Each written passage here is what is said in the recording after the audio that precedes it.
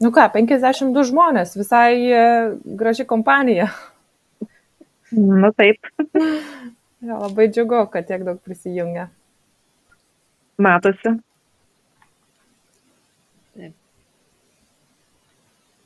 Gerai, 8, tai gal pradedam, ar ne? Mhm. Gerai, sveiki visi, labai džiugu, kad prisijungėt, kaip jau sakiau, labai džiugu, kad šita tema, būtent šuns kūno kalba, domina tiek daug žmonių, nes būtent tai rodo tą norą suprasti šunis ir taip su jais gebėti geriau bendrauti, juos geriau suprasti, tai čia labai toksai sveikintinas noras.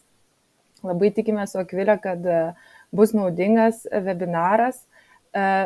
Esam tokią nusistatę kaip ir žaidimo taisyklės, kad pačioj pradžioj, kaip pačioj pradžioj 40 minučių, nes valanda laiko tikrai yra labai trumpas laiko tarpas, kad aptarti tokią gan didelę temą, tai reikia būti realistiškiams. Mes su Akvilė, kai ruošiamės šitam webinarui, suvokiam, kad mums vis mažiau reikia, gal vis dėlto mes dar ir per daug sudėjom į šitą seminarą, nes vis taip sakom, mes neįsiteksim šitą 1 valandą, tai labai labai tikimės, kad spėsim apkalbėti tai, ką mes norim ir kas tikimės, kad jums ir bus įdomu ir aktualu. Tai 40 minučių, maždaug 40 skiriam teorijai ir vaizdo įrašams, analizėm, tai čia jau bus tokia truputį kaip ir praktika ir paskui apie 20.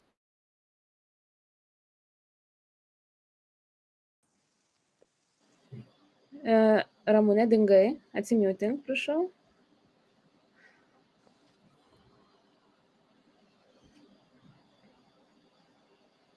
Aha, įdomu, kad mane kažkas išjungia. Tai va, dabar jau vėl girdite, ar ne? Taip. Tai tikiuosi, kad jeigu labai mes ten daug klausimų turėsim, kad gal truputį ilgiau galėsim pabūti, bet, kaip sakant, žmonės po valandos laiko, tie, kurie nori, gali keliauti toliau ilsėtis, nes yra sekmadienio vakaras. Tai va, tai gal ir pradėsim. Tai mūsų su Akvilė abiejų šitas tikslas yra būtent supažindinti su tokia kūno kalbos pagrindais, bet gal stengiamės apimti tokius dalykus, kur galvom, kur gal dar žmonės nelabai jų žino, bet turėtų žinoti. Ir nežinau, Akvilė, gal tu save norėtum pristatyti? Taip, tai galim nuo to ir pradėti.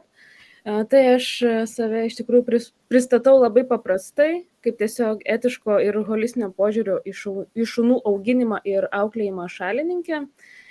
O būtent tas holistinis požiūris ir susideda iš viso to, kad auginant šunį, ar jeigu norim koreguoti kažkokį jo elgesį, mes turim atkreipti dėmesį ne tik į elgesį. Visų pirma, mes turim pažiūrėti, kaip jisai gyvena, kaip jisai jaučiasi, kaip mes patys elgiamės, nes iš tikrųjų mes patys irgi turim labai daug ko visko išmokti. Ir būtent toks platus požiūris į kažkokią tai problemą.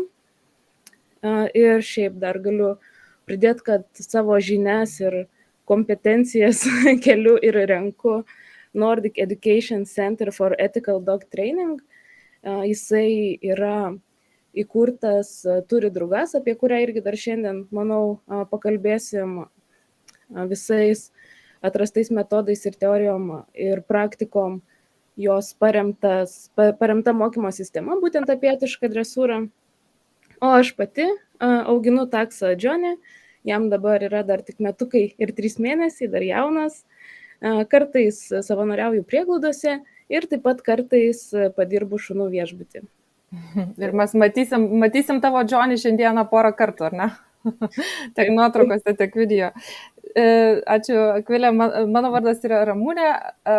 Aš mokiausi pas turit mokinę Cynthia Pangal, tikriausiai nelabai kas ją žino, jinai šiaip yra parašęs knygą anglų kalba, bet šiaip stengiuosi plėsti savo žinias kiek galima daugiau pas skirtingų žmonių, tai Bet labai man patinka, vat, būtent turit Riugės tą filosofiją, irgi būtent tą holistinis ir bandymas labiau suprasti ir iš to supratimo bandyti kažkaip tai su tais šunimis sutarti ir kad jie būtent, kažkaip tai, kad lengviau būtų kartu gyventi, bet būtent, kad jiems būtų gerai, o ne vien tik tai, kaip sakant, aš noriu ir todėl jis turi taip daryti. Pas mane gyvena šunytė Grandė, šuniukas Džiazas ir šiuo metu gyvena Bartas, bet aš šiaip tai labai dažnai turiu, jie abudu yra iš prieglaudos ir dažnai turiu laikinų globotinių, turiu taip pat 3 kates, vienas Karlosas, nežinau, ar jūs matot, ar ne? Jis labai mėgsta. Labai mėgsta visą laiką kompaniją, kai prie kompiuterio prisėdu. Tai gerai, tai gal pradėkim, nes šiaip tai labai daug tos medžiagos mes turim. Tai truputį apie ką šiandieną mes kalbėsim, tai pačioj pradžioj truputį tą bendrą teoriją apie kas yra šunų kalba ir kaip mes ją turėtumėm žiūrėti.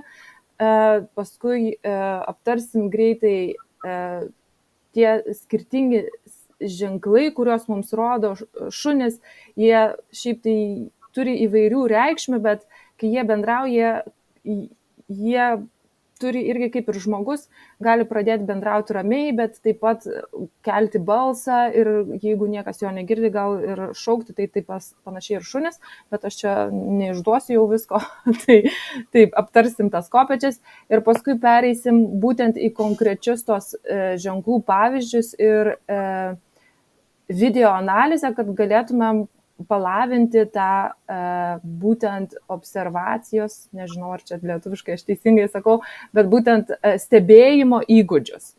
Kaip pastebėti tos ženklus, pamatyti pas savo šunį, nes tai yra viena pradžia ir kai jau pradedi pastebėti, paskui jau gali labiau geriau suprasti, ką jie reiškia. Tai ir tada, aišku, aptarsim šiek tiek, ką mes patys galim kokias galim išvadas daryti iš to ir kaip mes patys galim elgtis skirtingose situacijose ir gal mes patys kartais galim naudoti būtent kažkokią tai kūno kalbą, kuri šunim yra suprantama, nes jie patys tą naudoja. Ir paskui skirsim laiko klausimams. Tai jeigu kalbant apie kalbą, tai žmonės ypatingai, kurie daugiau kalbų moka, tai žino, kad labai yra sunku išversti vieną kalbą į kitą kalbą pažodžiui. Tai, kaip sakant, vienas žodis gali turėti vienoje kalboje skirtingą reikšmę negu kitoje kalboje. Tai tas pats ir kai kalbam apie šunų kūno kalbą, yra labai sunku tiesiogiai ją išversti ir dažnai svarbu žiūrėti į kontekstą, į istoriją, čia truputį toliau dar daugiau papasakosiu apie tai, bet reikia prisiminti, kad kalba yra kaip atspindys, tai būtent šunų kalba truputį atspindi jų pasaulį, tai gal kartais mes interpretuosim kažkokį tai šuns kūno ženklą vienaip, bet, kaip sakant, jeigu kažkas jums sako, kad čia būtent 100% yra tai reikia klaustukus pridėti, nes netgi žmonės, kai kalbasi, atrodo ir ta pačia kalba, bet ne visą laiką mes vienas kitą suprantam. Tai čia reikia visą laiką prisiminti, mes bandom, kaip sakant, sukurti kažkokį, tai suprasti, sukurti tą supratimą įgauti, bet tai visą laiką yra kažkiek tai dar lieka vietos interpretacijai, kuri gal nėra teisinga, bet kaip sakant, bandysim vis tiek kažkiek tai suprasti ir šiaip ar taip tas visas šunų kūno kalba, tai yra, jeigu taip kalbant apie mokslą, kad būtų patvirtinta, kad taip yra tikrai, tai jisai gan nesenai prasidėjo mokslas, tik tai nuo maždaug, Akvilė truputį daugiau papasakos apie Tourette, tai jinai anksčiau pradėjo kalbėti apie tai, o mokslas truputį iš paskos sekė ir tik tai nuo 2010 maždaug metų pradėjo tyrinėti, ar tikrai, kad tie šunų žinovai pasakoja apie šunų kūno kalbą, ar tai tikrai yra tiesa. Ir iš tikrųjų, pavyzdžiui, kad Tourette pasakoja, jau yra nemažai mokslinių tyrimų, kurie patvirtina, kad jinai tikrai yra teisi ir kad daug kas pasiteisina, ką jinai pasakoja. Tai va, gal Akvilė, tu truputį daugiau papasakot apie Turit ir kodėl mes būtent jos šitą sistemą įmam. Taip.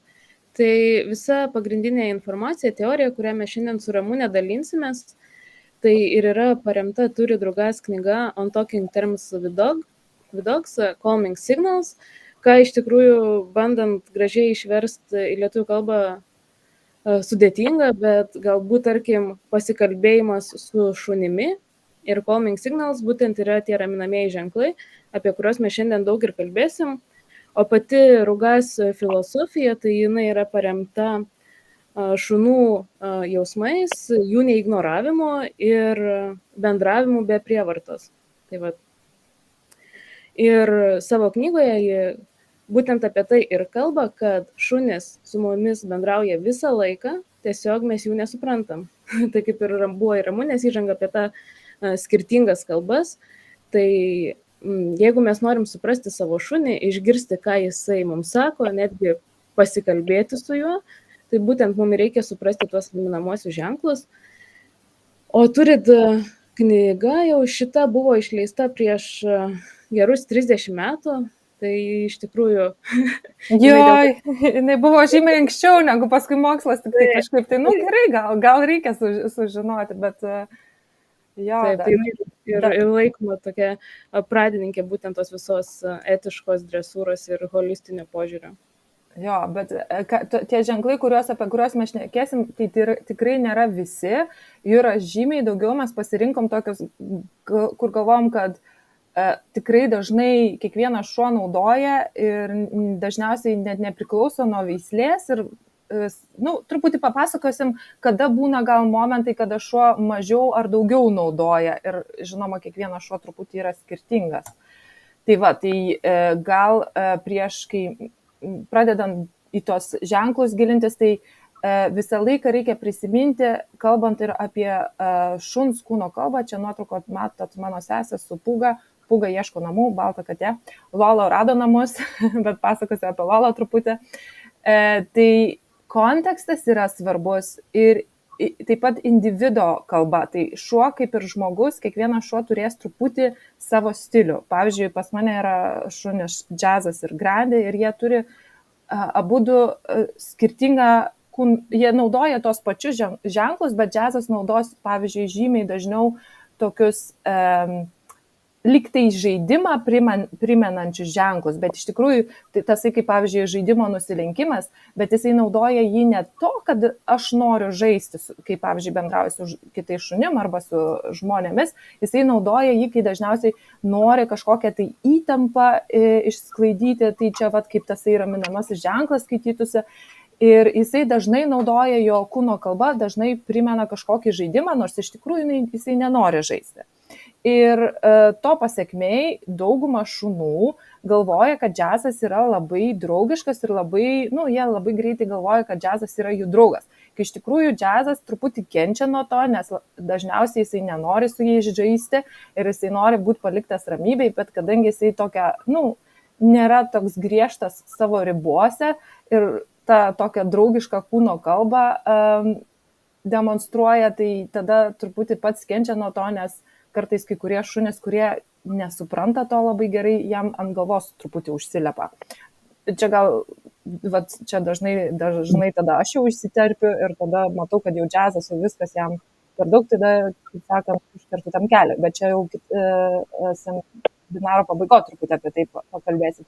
O pavyzdžiui, Grandė, jinai turi ir matysim irgi Grandę video, kai jinai turi labai tokią aiškę kūno kalbą, gal griežtą, jinai naudoja, pavyzdžiui, tą tokį urzgimą ir dantų rodymą ir šunys labai greitai ją supranta, bet dažnai jos truputį prisibijo. Tai čia tokie yra individualūs skirtumai tarp šunų ir jums kaip šeimininkui arba gal jeigu dirbat prieglaudoje ar kirpėja, aišku, truputį yra sunkiau išvystyti tą tokią tą žinojimą būtent to individo šuns kūno kalba. Bet jeigu turit savo šunį ar dažniau mato tą šunį, tai reikia tiesiog, kai pradėsit stebėti jo kūno kalbą, geriau pradėsit suprasti, va čia yra šito šuns stilius. Ir tai irgi yra svarbu. Todėl, pavyzdžiui, jeigu kad ir nueitumėt pas kažkokį šuns elgesio specialistą, dažniausiai vis tiek jūs turėtumėt būti tas ekspertas, nes jūs dažniau matot tą šunį skirtingose situacijose ir galite matyti, kada, kaip ir kodėl jisai naudoja tą kūno kalbą. Taip pat yra labai svarbu kontekstas ir čia apie Lolo papasakosiu, tai pavyzdžiui, Lolo, kai pas mane laikinoj globoj buvo, aš jau žinodavau, kad kai mes važiuojam kažkur, tai jisai, jeigu einam pasivaikščioti mišką ar kažkokiose laukuose, tai jisai šokdavo labai maloniai, labai greitai iš tos automobilio, bet pavyzdžiui, jeigu važiuodavom į kokį miestą ar kur žmonių yra, jisai nenorėdavo, man dažniausiai reikėdavo jie įkalbinti šokti iš mašinos ir mes kažkada važiavom į vieną tokį renginį, kur būtent skirtas buvo, kad prieglaudos šuniukams surasti namų ir būtent važiavau su Lolo, kad gal jam atsiras namai ir tada atsimenu irgi būtent reikėjo įtikinti šokti iš mašinos ir jisai šoko ir atsimenu, mes tada nuėjom prie tos grupelės, kur turėjom stovėti ir ten buvo žmogus, kuris kažkiek tai nusimano apie šunis ir buvo toks mūsų tokia diskusija, nes jisai sako, o, bet Lolo labai gerai čia jaučiasi. Kai aš sakau, ne, jisai nesijaučia gerai ir vienas iš, tai būtent tas kontekstas buvo, nes jo kūnas gal nerodė daug tų ženklų, bet visi tie įvykiai ir pačio to kūno pozicija rodė, kaip jis jaučiasi, tai ką aš turiu omeny. Jis nenorėjo šokti iš mašinos, man reikėjo jį įkalbinti. Jis su manim ėjo, tada buvo šuo, su kuriuo jisai apsiuostė labai greitai ir tada pirmas dalykas, ką jis padarė, tai jisai nuėjo už manęs. Tai būtent, pavyzdžiui, šuns užėjimas už šeimininko ar žmogaus, kuriuom jisai pasitikė, jau reiškia, kad jisai nesijaučia labai gerai, nes jisai bando kažkaip tai panaudoti kažkokį tai barjerą. Paskui po to jisai nuėjo po stalu, atsisėdo ir irgi jeigu nuotrauką padarytum, tai atrodo, lyg tai jisai visai normaliai jautėsi, neatrodė, kad rodytų kažkokių ženklų, bet tasai faktas, kad jisai sėdi po stalu, o stalas tai yra kaip ir apsauga, tai jau reiškia ir, kad jisai nesijaučia jaukiai. Tai, kaip sakant, mes kalbėsime apie to ženklus, bet reikia visą laiką prisiminti, kad kontekstas irgi yra svarbu ir būtent tai ta istorija, kurią jūs žinot apie šunį, irgi yra svarbu. Tai va, tai tiek apie kontekstą ir individo svarbą, nežinau, Akvilė, ar tu dar nori kažką apie tai pridėti? Ne, bet irgi galbūt tiesiog akcentuoti, kad niekada nebūna vaistų nuo visų lygų, tai lygiai taip pat ir su šunimis, tai sprendžiant bet kokią tai problemą ar bet kokią situaciją, kontekstas yra labai svarbu. Tad jeigu kreipsitės kada nors pas ką nors pagalbos ir jums neužduos 1000 klausimų, tai tikrai verta persvarstyti kompetencijas specialistų. Mhm. Tai va, gerai, dabar eisim prie raminamųjų ženklų, eisim, kaip sakiau, neminėsim mes visų, paskui webinaro pabaigoje aš ten pridėsiu, turiu tokį špargalkę padarius, kur yra visas sąrašas, ten tikrai ne visi tie ženklai, bet žymiai platesnis sąrašas tų ženklų yra surašytas ir tiesiog jo galėtumėt praktikuoti tą stebėjimą savo šuns ir bandymą atpažinti tuos ženklus. Dabar tie ženklai, kai kalbam apie ženklus, dažnai būna, kad vienas ženklas gali būti naudojamas, nebūtinai, vienas ženklas gali reikšti skirtingus dalykus. Ir čia vėl prie to konteksto ateinam ir būtent prie visos kūno pozicijos ir kaip šuo atrodo.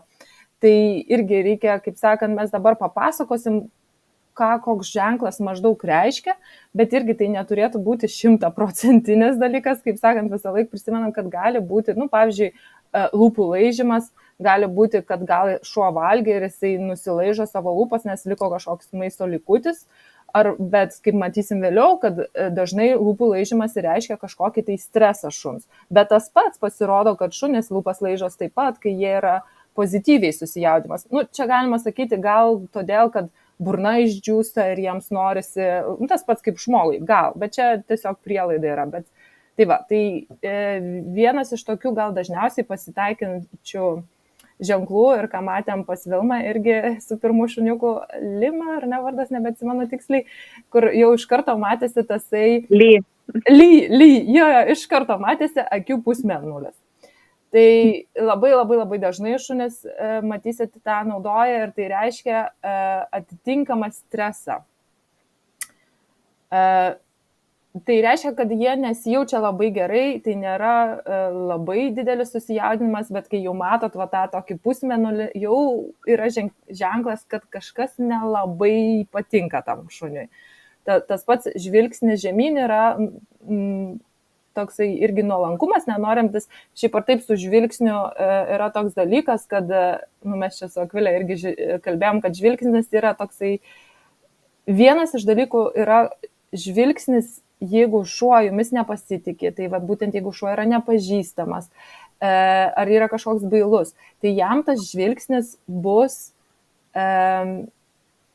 kiek baisokas. Tai tada geriausiai yra tą žvilgsnį, kaip sakant, nusukti, kad šuo geriau jaustųsi, kad nesijaustų, kad kažkoks pavojas yra. Bet jeigu šuo yra pažįstamas ir jeigu jis labai gerai jaučiasi ir gal jisai kažko iš jūsų nori, pavyzdžiui, jeigu jūs valgot, tai jisai būtent labai norės jūsų žvilgsnį pagauti. Tai čia toksai va, su žvilgsniu įdomus dalykas. Akvilė, nežinau, kažką nori dar pridėti prie šitų pusmėnulio ir žvilgsnis žemyn? Ne, galbūt tai kadangi čia mano šuniukas.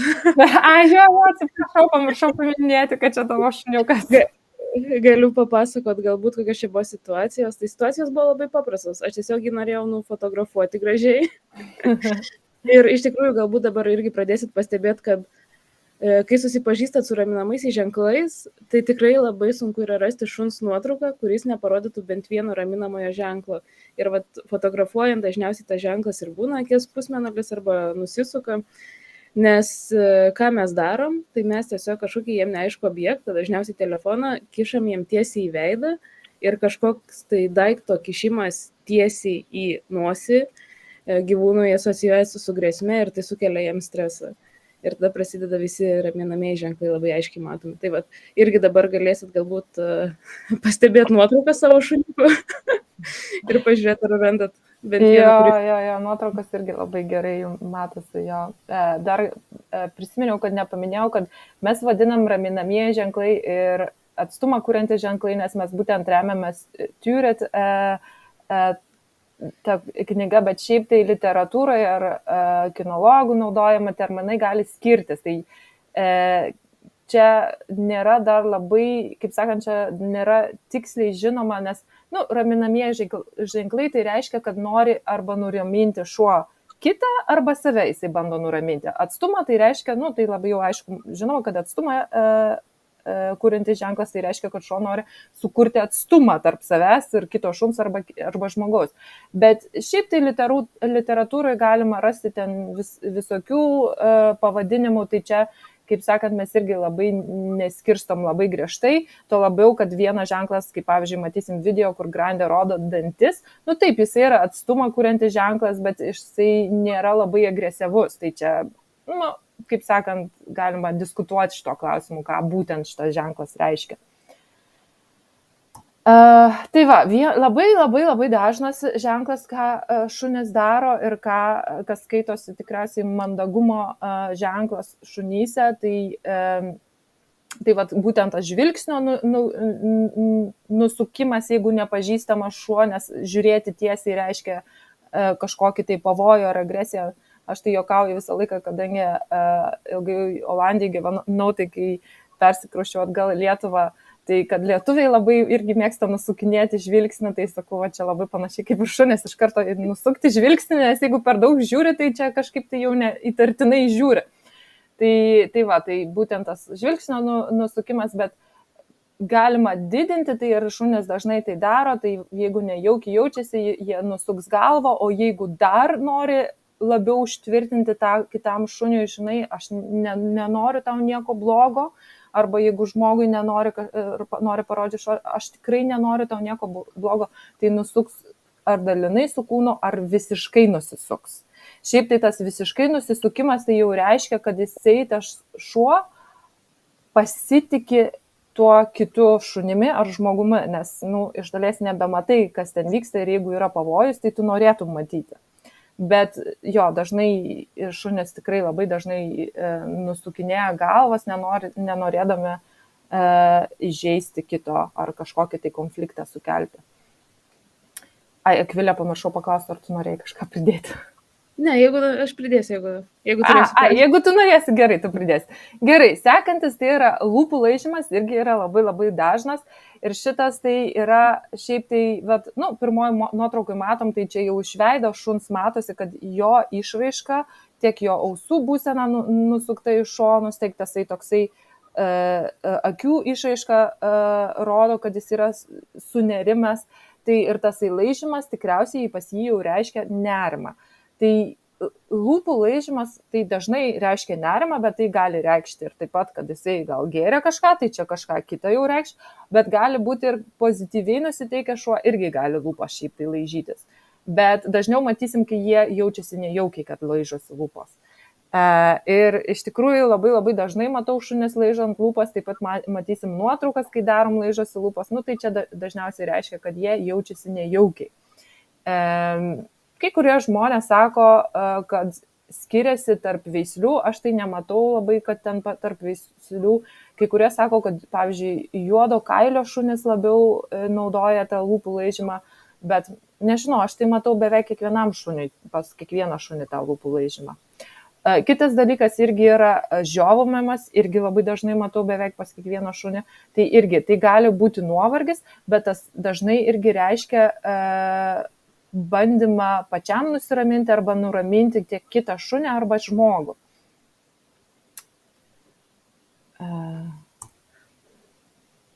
Taip, letinos pakelimas, nusilenkimas. Tai čia tose nuotraukose, kur matom, tai pavyzdžiui, džiazas naudoja labai dažnai tą tokį žaidimo nusilenkimą. Žmonės yra linkę dažnai manyti, kad kai šuo naudoja tą žaidimo nusilenkimą, kad tai reiškia, šuo nori žaisti, bet tai tikrai nėra būtinai visą laiką norą žaisti. Taip, jisai gali reikšti norą žaisti, bet ir gali reikšti, kad norą išsklaidyti tą tokią įtampą. Ir mes turim porą video, kur ten matysim, kaip geriau, nes čia iš nuotraukos truputį sunku yra pasakyti. Šiaip toj nuotraukai tai tas vienas nusilenkęs šunelis atrodo, lyg tai norėtų žaisti, bet sunku sakyti, nes čia tik tai nuotrauka. O tuo tarpu tas kitas, tai iš kūno kalbos aš sakyčiau, kad tikrai jisai pakėlęs tą letiną, tai bando arba save nuraminti, arba tą kitą šunį nuraminti. Tai va. Tai čia irgi kitas šuniukas, irgi letinos pakelimas, irgi taip pat kai kurie medžiokliniai šunės ar ne, turi tą tokį medžioklinį, bet čia jau iš visos kūno pozicijos, kaip jisai yra įsitempęs, matosi, kad yra visai kita reikšmė, negu kai šitai ypatingai, kai sutinka šuo dar nepažįstamą šunį ar kitą žmogų, kurio jis nepažįsta, jisai dažniau naudos šitą letinos pakelimą, negu jeigu jisai jau sutinka šunį, kurį pažįsta. Bet čia truputį nuo santykių priklausys. Kitas raminamasis ženklas, kurį irgi dažnai matom, tai yra uostymas. Nebūtinai tai yra ant žemės uostymas, šiaip tai tas uostymas, žinom, kad dauguma šunų nusiramina, kai jie uosto, bet taip pat gali uostyti tiesiog orą. Ir šiaip dažnai matosi, kad kai šuo jaučiasi nejaukiai, jisai pradeda ostinėti ir lyg tai atrodo tas ostinėjimas lyg tai ne į temą. Kitas dalykas, nusipurtimas, tai čia irgi, bet irgi nusipurtinimas tai nebūtinai reiškia negatyvę įtampą, jisai gali reikšti ir tiesiog kažkokią pozityvę įtampą. Bet tai reiškia, kad kažkokia įtampa yra. Ar buvo? Taip, apie uostymą dar tiesiog noriu pridėti, kad mes kaip ir minėjom, bet kartojimas mokslo motina, tai kad raminamieji ženklai yra būtent skirti, jog šuo save nusiramintų, susireguliuotų savo emocijas. Tai dėl to yra taip populiaru ir rekomenduotina turėti uostymo kilimėlį savo šuniui, kurį irgi galit jam duoti, ypač jeigu žinot, kad artėja kažkokia veikla, kada jisai gali pajusti stresą, tai prieš tą veiklą galima duoti uostymo kilimėlį ir taip kaip ir fiktyviai jam suteikti nusiraminimo jausmą, ką jis šiaip padarytų ir pats natūraliai, bet tiesiog jeigu mes žinom daugiau konteksto, žinom, kas laukia mūsų šuns, galim jį iš karto pradėti raminti, duodami patys jam uostymo kilimėlį.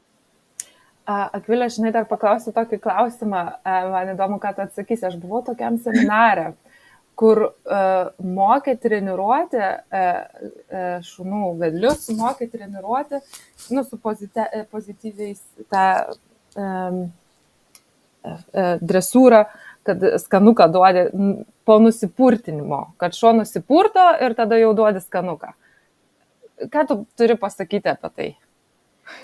Taip, aš manau, kad nusiraminimo ženklų išmokyti nėra įmanoma, nes jie galbūt, jeigu štai jie gaus skanuką, jie pradės tai naudoti ne tam, kad patys natūraliai nusiramintų, bet tiesiog kaip kažkokį tai dar vieną triuką, už kurį gaus skanuką.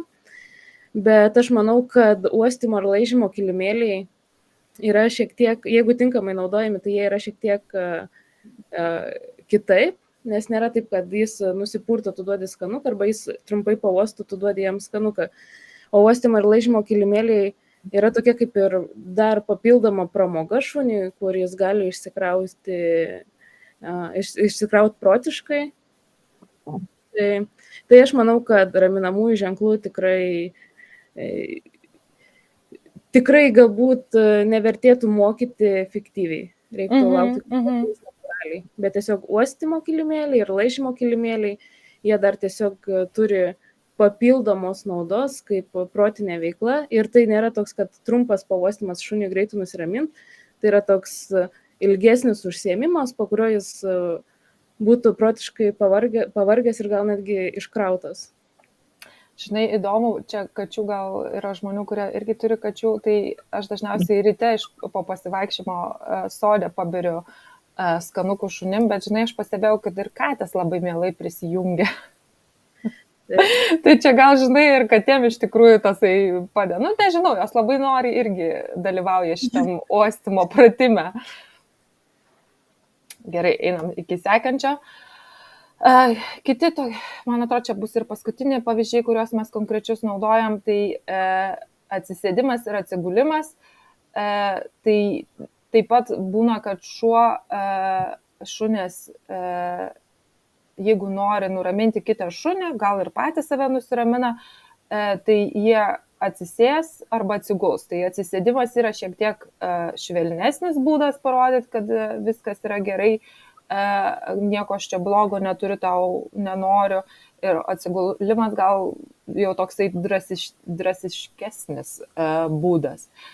Taip pat aš pastebėjau, kad pavyzdžiui, kai kurie šunės, ypatingai pavyzdžiui mano džiazas, jeigu jisai nesijaučia jaukiai, tai kaip tik jisai gal net nenorės sėstis arba gultis. Kai nors pavyzdžiui, aš šiaip nelabai daug komandų naudoju ir todėl ir nebenaudoju su džiazu tos komandos sėdėti, gulėti, nes aš matau, kad jisai šiaip tai žino, bet jeigu yra šunų, kur jisai nesijaučia jaukiai, jisai nenori sėstis arba gultis. Tai čia toksai, nes aš nenoriu, kad jisai jaustųsi nejaukiai, tai kodėl jisai turėtų tai daryti. Bet natūraliai jie gali sėstis, bet tas pats kaip su sėdėjimu taip pat gali turėti keletą reikšmių, nes pavyzdžiui, kita reikšmė yra, kai šuo nori iš mūsų kažko, tai jis irgi gali sėstis ir bandyti prašyti. Tai tas pats ir su gulėjimu irgi, bet gulėjimas gal dažniausiai yra toksai jau nusiraminimo ženklas. Dar apie atsisėdimą irgi galiu šiek tiek papildyti. Nes irgi kaip ir anoj temai, ką tik šnekėjom dėl išmoktų tų raminamųjų signalų, tai tas pats yra ir su sėdėjimu, kadangi viena iš pagrindinių komandų, ką mes išmokom savo šunį, tai yra sėdėk. Tai irgi yra labai svarbu, irgi būtent stebint savo augintinį, suprasti, ar tas jo atsisėdimas yra natūralus ir čia jo yra raminamasis ženklas, ar jis atsisėdo dėl to, kad jam čia yra išmoktas elgesys. Nes, pavyzdžiui, jeigu jūs prisėdo, tarkim, papietaut ir jūsų šuo atsisėdo šalia, yra labai daug šansų, kad jisai išmoko, kad jeigu jisai sėdės šalia, jisai už tai gaus kažkokį tai kasniuką nuo jūsų pietų stalo. Ir kiekvieną kartą, kada jūs atsisėsit valgyti, jis irgi atsisės, nes tikėsis vėl to kasniuko. Tai va, irgi su atsisėdimu yra dar toks niuansas, kadangi tai populiariausiai išmokama komanda savo šunio, tai yra irgi, jeigu gerai savo šunį pažįstat ir žinot, ką jūs jį mokėt, tai labai irgi svarbu stebėti kontekstą, kada tai yra natūralus atsisėdimas ir raminamasis ženklas, o kada tiesiog jisai yra tai išmokęs daryti. Gerai, tai čia mes tokius pavyzdžius, tai kaip minėjau, jau čia tik tai keletą yra pavyzdžių, nes mes tiesiog neturim laiko visų jų pereiti ir man atrodo, visų gal mes netgi ir nežinom, nes jų yra tikrai labai daug, bet čia tokius pagrindinius, kur tikrai kiekvienas šeimininkas gal turėtų žinoti. Ir dabar Akvilė papasakos labiau apie kopėčias. Daugiau. Taip.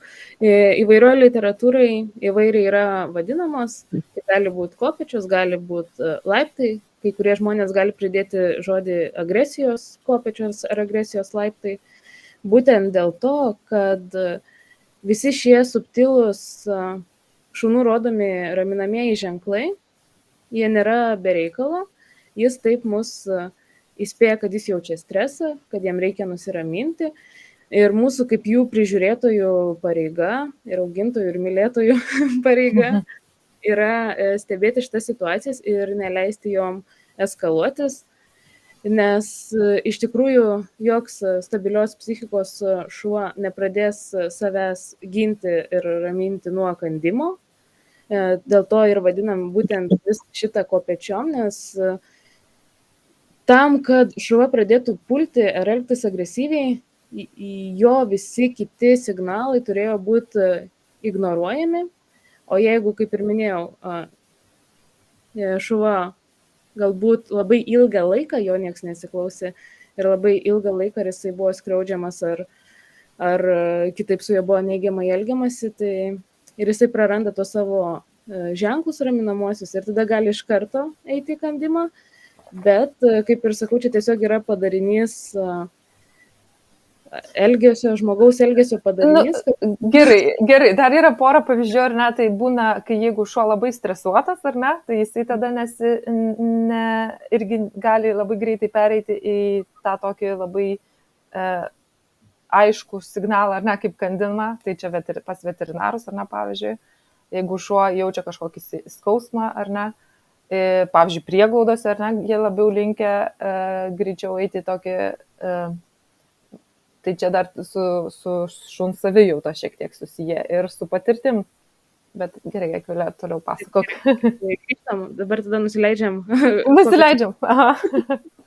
Ir grįžtam į pradžią. Taip, kaip minėjau, viskas prasideda nuo labai subtilių ženklų, apie tai, ką mes jau aptarėm. Žiovulys, akies spausmelis, nosies laižymasis, galvos nusukimas. Ir jeigu šuva jaučia, kad jo signalų nesiklauso aplinka, nes aplinka tai gali būti bet kas, tai gali būti kitas šuo, gali būti jo šeimininkas, bet kokia tai situacija, jis jaučia poreikį pereiti į šiek tiek garsesnį signalą. Taip, tada jis gali bandyti nusukti kūną, atsisėsti, pakelti letiną, tada jau pradeda trauktis, slinktis, ausis gali būti atgal. Stovi susigūžę, prispausta uodega, atsigula, pakelia koją, sustingimas, spoksojimas. Ir ką labai yra svarbu tikriausiai paminėti, kad panaudotas terminas spoksojimas, ne tik žiūrėjimas, nes žiūrėjimas irgi labai daug ką gali reikšti, o spoksojimas tai toks jau kaip ir intensyvus žiūrėjimas, urzgimas, oro kandžiojimas ir tik po tokių daugybės ženklų sveikas, gerai jaučiantis šuo tik tada imasi agresijos.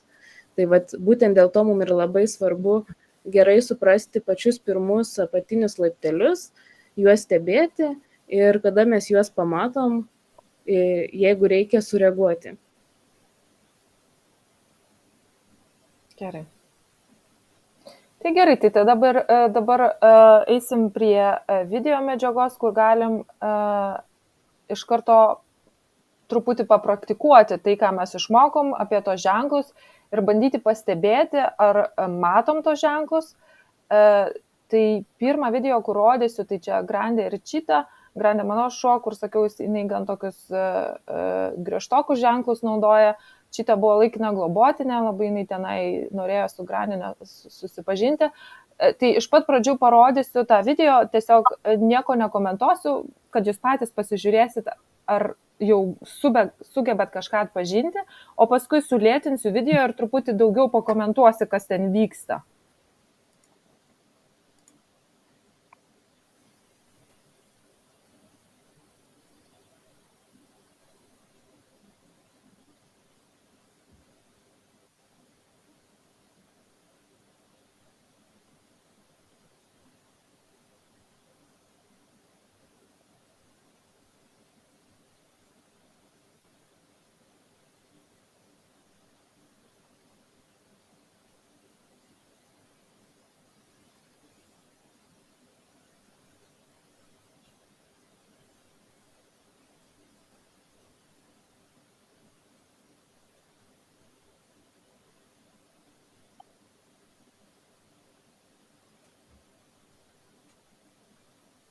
Tai va. Tai tikiuosi, kad kažkiek tai jau matė tų ženklų, kuriuos aptariam. Dabar sulėtinsiu ir iš naujo parodysiu. Sparta. Imsiu pusiau. Gerai. Žiūrim. Tai va, tai šitam video Čita nori susipažinti su Grande ir tai daro labai meistriškai, iš labai polėto. Gal aš truputį sustabdysiu, nes matau, kad daugiau turiu papasakoti, negu rodo. Tai jinai daro tai labai meistriškai, nes visų pirma, jinai pasirenka labai tokią mandagią kūno poziciją į šoną, o ne tiesiai į Grandę. Tai čia jau toksai pirmas toksai mandagumo ženklas, kad jinai nerodo jokios agresijos ir paskui matysim, kiek tų ženklų jinai parodo, kad nuraminti Grandę. O Grande, kaip parodo, būtent su tuo iššiepimu dantų, kad jinai nori atstumo. Bet kadangi Čita taip stengiasi ir labai gerai matosi, kaip Čita parodo kai kuriuos tos savo ženklus, kad Grande susidomi. Aišku, mes matom visam Grandes kūne, kad jinai irgi nėra agresyviai nusiteikus, nes jinai, kaip sakant, lieka ramiai gulėti. Jinai, matos kažkiek tai neužtikrinta irgi, kaip sakant, čia. Jeigu aš žinočiau, kad pavyzdžiui, jinai gal galėtų užpulti Čitą, tai aš jau čia, kaip sakant, sakyčiau, gerai, aš matau, tu jautiesi negerai, aš tave pašalinsiu arba Čitą pašalinsiu iš šitos situacijos, kad nekiltų konfliktą. Bet kadangi aš žinojau, kad čia viskas bus gerai, tai aš neįsiterpiau ir tiesą pasakius, jos vis dėlto visai tokią neblogą santykį sugebėjo sukurti, nors Čita pas mane ilgai nebuvo, bet jos galėjo gerai susikalbėti, tai čia buvo viena iš pirmųjų dienų, kai Čita pas mane buvo, tai čia toksai jų labai šviežias bendravimas buvo. Tai va, tai rodau. Tai va, jau matome pas Grande jau baltos akytės matos, kur jinai jaučiasi nelabai kaip. Tai va, Čita nusukus galvytę, sako, jinai artinosi, bet jinai žvilgsnį nusukus ir tik tai labai truputėlį žvelgteli, va, pakelia kojytę. Aha, Grande sako, gerai, tu liktai atrodo nieko blogo nenori, bet dabar Čita per arti prisiartina, Grande iššiepia dantis. Reikia prisiminti, kad čia sulėtintas video, tada Čita atsitraukia, jinai vėl žvilgsnį nusuka, Grande vėl į ją pasižiūri, tada Čita vėl prisiartina, Grande vėl iššiepia dantis, tada Čita vėl nusisuks, padidina truputėlį, labai truputėlį, Grande nusilaižo, jaučiasi nekaip, Čita irgi truputį nusilaižo, tai reiškia irgi kažkiek tai įsitempusi ir va, truputėlį vėl toliau nueina nuo jos. Ir va čia labai gražiai jinai nusisuka ir tas labai jai gerai suveikia. Grande tada galvoja, gerai, jinai nieko man blogo nenori, tada aš, kaip sakant, su ją artimiau susipažinsiu. Ir Čita duodavo labai gražiai jinai žvilgtelį į ją, bet jinai užtruko, kol jinai atsisuko į Grande. Va, vėl per daug arti prisiartino Čita ir vėl jinai pusiau netgi bandausi gulti, jos jau gulės, bet jinai kaip beveik jau ir pilvuką rodo, vėl visiškai nusisuka ir matom, kad Grandei tasai, aišku, jinai dar nėra visiškai atsipalaidavus, bet jinai netgi mažiau tas dantukus rodo, čia truputį vėl rodo, bet šitą vėl atsitraukia. Ir tam video, man atrodo, aš toliau neberodau, kas vyksta, bet aš žinau pasiekmei, kad šitam tokiam meistriškam bendravime, kad jos visai gerai susidraugavo. Kaip čia dabar toliau? Kitas video, dabar nebeatsimenu, apie ką čia buvo. Čia vėl bus Grande, Džiazas ir Bartas. Tai Džiazas ir Bartas tai yra tie du, kurie žaidžia. Ir dabar matysim Grande, kuri irgi toj pačioj lovai, nes jinai labai mėgsta būti lovai, nes čia jos mėgstamiausia vieta. Ir matysim, kaip jinai irgi šiaip tai nesidžiaugia tuo audringų žaidimų tarp Džiazo ir Barto ir kiek ženklų jinai parodo, kad jinai nesijaučia gerai. Taigi vėl, jeigu aš žinočiau, kad, pavyzdžiui, kaip yra, kad kai kurie skundžiasi, kad šuo ten, jeigu lovai urzgia arba ant sofos, kad urzgia, tai jeigu aš žinočiau, kad, pavyzdžiui, jinai turėtų tą urzgimą, tai aš arba Džiazą su Bartu iš lovos išprašau ir jie eina žaisti kitur, arba aš Grande išprašau, bet kadangi aš žinau, kad jie neturi to, tiesą sakant, kai Bartas pas mane atvažiavo gyventi, jisai turėjo tą, bet būtent su to tokia filosofija, kad aš pastebiu jo tuos ženklus ir aš jam padedu išeiti iš tos situacijos arba užkertu tą kelią tokioj situacijai, kuris jaučiasi nejaukiai ir dabar, pavyzdžiui, jis visiškai neberodo jokių agresijos ženklų, jeigu kažkas užlipa ant lovos ar kažkas vyksta lovoje ir jis jaučiasi visiškai atsipalaidavęs. Gerai, bet einam prie Grandės, ką mes matom, va jau jinai čia laižosi, aha, jai per daug jinai nusisuka, jinai čia nusičiaudė, kas irgi mes nepaminėjom, bet irgi nusičiaudimas irgi vienas iš tokių ženklų gali būti, kad jai truputį streso yra, nusilaižo, nusižiovauja, lieka nusisukusi, baltuoja akis, jinai šiek tiek į mane žiūri, kad maždaug padėk, kas čia vyksta. Tada jinai truputį su kūnu pasitraukia ir Džiazas su Bartu nusiramina ir jinai tada atsisuks į juos. Va, nusiramino, Grandė, aha, jūs nusiraminot, nu tai gerai, aš jau galiu, kaip sakant, vėl grįžti į lovą. Tai va, tikiuosi, kad matė tos ženklus. Ir paskutinis iš tų, šito gal man reikia, aha, čia bus, va čia būtent pavyzdys yra, kaip su katėm bendrauja. Ir čia va irgi toksai dalykas, kad žinau, kad būna pas mane kartais priglaudžia iš laikinos globos šunį ir nuvažiuoja gyventi su katėm ir po kiek laiko šuo pas mane sutarė su katėm, po kiek laiko naujose namuose nebesutarė šuo su katėm.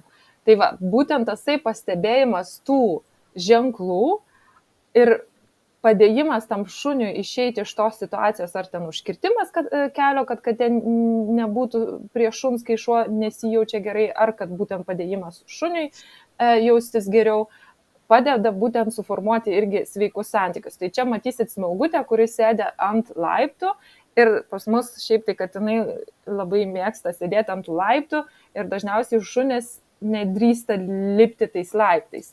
Tai dažniausiai, ką aš darau, aš patraukiu katiną, kad šuo galėtų užlipti laiptais. Bet, kadangi mums reikia video medžiagos, nusprendžiau nufilmuoti, kaip atrodo, jeigu nepasitraukia katinas nuo laiptų. Ir įdomu, ar matysit, aš gal dabar irgi nepasakosiu, ką aš matau, bet tiesiog paleisiu tą video ir, gerai, gal pakomentuosiu porą, nes čia bus porą tokių įdomių vietų. Va, nusisukam, nežiūri į Smilgutę, Džiazas liktai ostinėja, va čia ostinėja orą, Grandė irgi nusisuka, Džiazas irgi nusisuka, bet jie niekur neina, nes jie vis dar nori užlipti tais laiptais. Tai va, Grandė pasižiūrė, ar tu man padėsi kažką padaryti, nes aš čia jaučiuosi nejaukiai. Tai va, tai tokia labai trumpa sąveika, bet jau kai atpažįsti to ženklus, jau matai, aha, šuo nesijaučia gerai, man reikia padėti tam šuniui. Tai va, tai šitiek video iš mano pusės. Dabar, man atrodo, eisim prie Akvilė tavo, ar ne? Jeigu, aha, va, video. Akvilė. Ai, palauk, man paleisti, ar ne reikia? Taip, ja. Tu nori gal įvadą kažkokį pasakyti, apie ką čia matysime? Dabar matysime, kaip bendroje žaidimo aikštelėje žaidžia nelabai pažįstami šuniukai ir kaip jie bendrauja. Tai manau irgi gal iš pradžių pasižiūrėkim abu video, po to šiek tiek pasilėtinsim ir pažiūrėsim, kokius ženklus matom ir pagalvosim, ką mes galim padaryti, kad jie jaustųsi geriau. Gerai, tai aš dabar paleidžiu, gerai?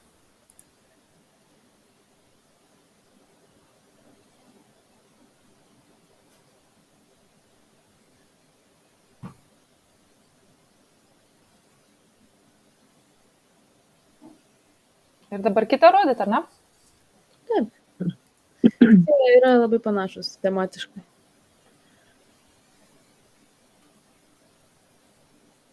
Gerai. Taip, tai galim tada nuo pirmo pradėti. Gal sulėtinti ar nesulėtinti tą video? Gal sulėtinkim, nes jis ir taip trumpas. Jo, gerai, tai aš per pusę sulėtinsiu, kad aiškiau matytųsi. Taip, tai ką mes čia matom, kaip pudelis labai nori žaisti kartu su spanieliu. Spanielis nėra visai tam nusiteikęs, bando atsitraukti, atsuka jam galvą, po to atsuka ir nugarą, kada jisai nesupranta vien tik iš galvos pasukimo. Atsitraukia. Ir nusipurto. mes irgi nusipurtime, tai toks streso paleidimas. Ir jie žaidžia toliau.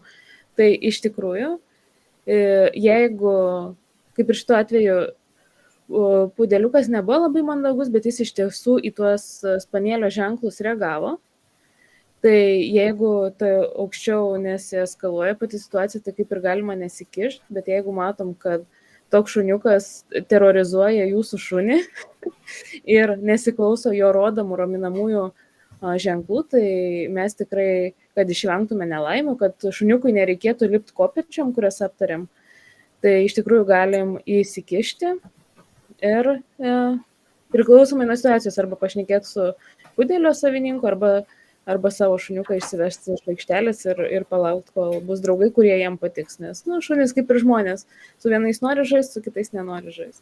Tai va, tai taip, pastebėjom čia mes nemažai ženklų, kaip ir minėjau, kad spanielis iš pradžių nusuko galvą pačioj pradžioj, tada jau nepamačius pudeliui galvos nusukimo atsuko nugarą, o atsitraukus dar ir nusipurtė.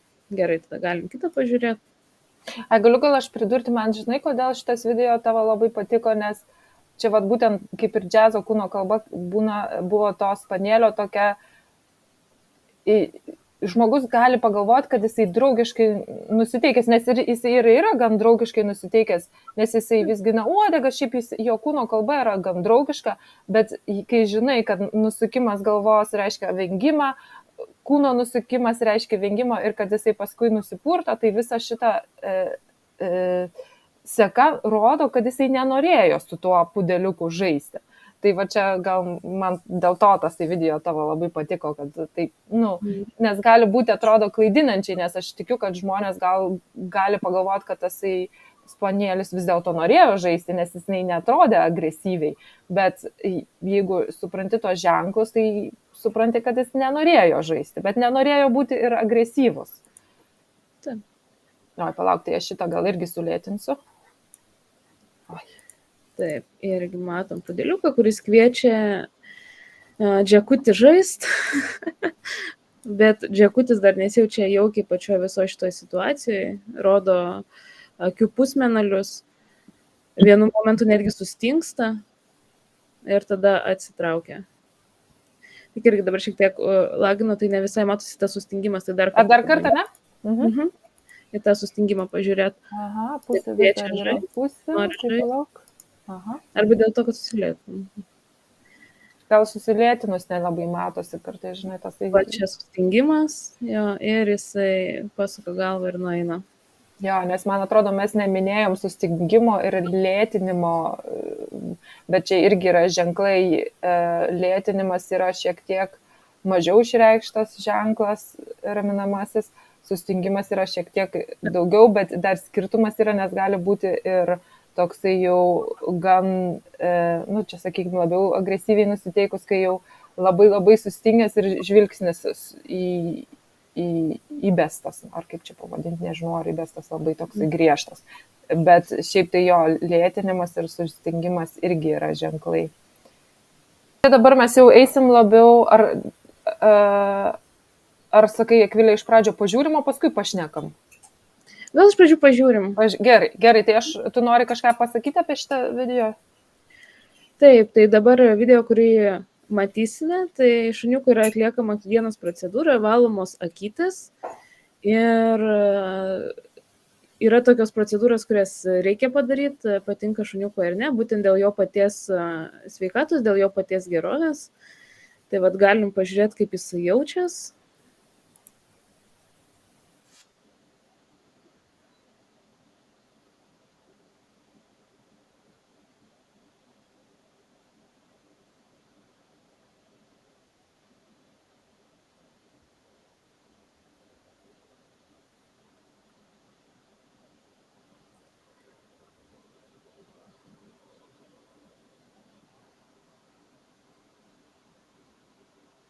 Taip, tai jau tikriausiai ir be palėtinimo pastebėjo tuos pačius dažnai rodomus ženklus, tai akių pusmenalį, galvos pasukimą, žiovulį ir panašiai, bet priešingai nei kaip ir pasakau, kada buvom žaidimo aikštelėje, kad ką mes galim padaryti, tai tiesiog išsivesti savo šunį iš situacijos, kuri kelia stresą, bet kada atliekama higienos procedūra, ją reikia padaryti.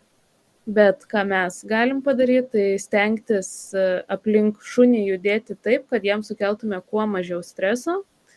Tai kaip irgi matot, pradžioje aš pradedu valymą būdama vienoj pusėje, bet irgi turėdama teorinių žinių, kad šunį stresą kelia tai, kaip mes lenkiamės per jį ar tiesiam rankas per jį, stengdamasi kuo mažiau, nes va čia dar svarstau, kad aš tiesiog perkelsiu ranką, bet pamatau jokių baltymą ir atsimenu, kad būtent va toks visoks perkeliamas šuniui per kūną, toks jo kaip ir užgulimas, jam yra nejauku ir kelia dar daugiau streso, tai irgi tiesiog stengiuosi pozicionuoti savo kūną taip, kad aš kuo mažiau būčiau jam pavojinga, jam atrodyčiau grėsminga ir galėtume atlikti tai, ką reikia atlikti ir ko išvengti negalima. Ir gal man kuom patiko šitas video, kad matos, kad Akvilė, kaip ir natūraliai matėm, pavyzdžiui, Granė su Čita bendraujant, kad jeigu šuo nusisuka, tai tu stengiasi kaip ir atkreipti į tą dėmesį ir neforsuoji, neini, kaip sakant, ne, aš vis tiek noriu, tada tu atsitrauki ir tada šuo vėl atgal, kaip sakant, grįžta prie tavęs. Ir tai gaunas toksai gal, kantrybės reikia turėti tam, bet šuniui tai yra maloniau, kai jisai žino, kad yra klausoma į ką jisai sako ir jisai, kaip sakant, ne taip greitai pereis į kažkokią tai agresiją. Arba gal iš viso nepereis. Ačiū labai, kad peržiūrėjote įrašą. Deja, šioje vietoje nutrūko mokymų įrašymas, tad teko baigti. Pažiūrėjom dar vieną video, atsakėm į klausimus, tikrai rekomenduojam visą laiką prisijungti laivus, nes atsiranda įvairių techninių kliūčių. O šiaip tai visiems linkime išmokti susikalbėti su savo šunimis, geriau juos suprasti, nepamiršti išklausyti, o plačiau susipažinti su etišku ir holistiniu požiūriu į šunį auginimą kviečiame Facebooko grupėje šunims draugiška šunų priežiūra ir dresūra. Stengiamės čia dalintis informaciją įdomią, kurią randam ir kviečiame diskutuoti įvairiom jums aktualiom temom. Iki pasimatymo.